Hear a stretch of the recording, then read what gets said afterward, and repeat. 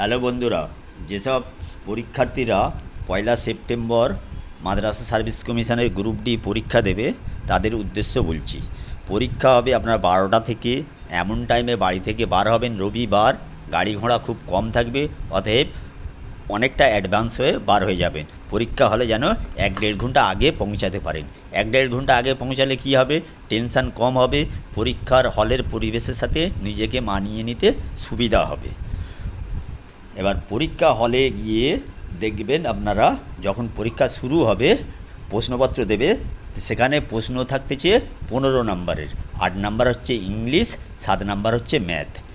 এবার এই 8 নাম্বার ইংলিশে আলাদা কোয়ালিফাই করতে হবে, ম্যাথে আলাদা কোয়ালিফাই করতে হবে। মোট টোটাল নাম্বারের উপরে কোয়ালিফাই করলে হবে না, দুটোতে আলাদা আলাদা কোয়ালিফাই করতে হবে। অতএব সব প্রশ্নকেই আপনাকে খুব গুরুত্বপূর্ণভাবে অ্যান্সার দিতে হবে।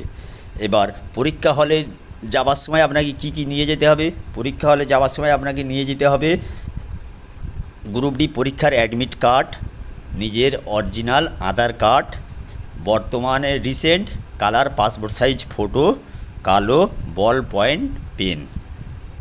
এবার অন্য কিছু ইলেকট্রনিক সামগ্রী পরীক্ষার হলে অ্যালাউ করবে না। এবার পরীক্ষা হলেতে পরীক্ষা দেওয়ার সময় টাইম হাতে এনাফ থাকবে, হুটোপাটা করে লিখার বা অ্যান্সার করার কোনো দরকার নেই।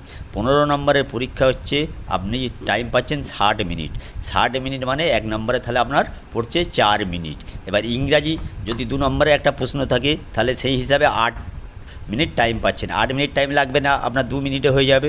অতএব অঙ্কতে আপনি টাইমটা অনেকটা বেশি পাবেন। আর যেসব প্রশ্নগুলো বুঝতে অসুবিধা হবে সেই প্রশ্নগুলো একবারের জায়গায় দুবার, দুবারের জায়গায় 3বার পড়লে বুঝতে অনেকটা সুবিধা হবে। কেননা বেশিরভাগই ক্যান্ডিডেট পড়াশোনা থেকে বিচ্ছিন্ন হয়ে গেছেন। 14 বছর আগে অর্থাৎ সেই 2010 সালে পড়াশোনা করে ছেড়ে দিয়েছেন, তাদের ক্ষেত্রে সুবিধা হবে।